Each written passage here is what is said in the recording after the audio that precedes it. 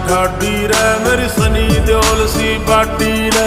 दूध दही का चस्का से एक पीला हाथ की काटी रे, पीला हाथ की काटी रे। ओ हाँ बनाई ठाडी रे मेरी सनी देओल सी बाटी रे।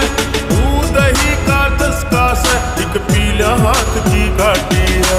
शान कसूती बैठक में आओ के खाट की, शान कसूती बैठक में आओ के खाट की। चौधर पूरी जात की से चौधर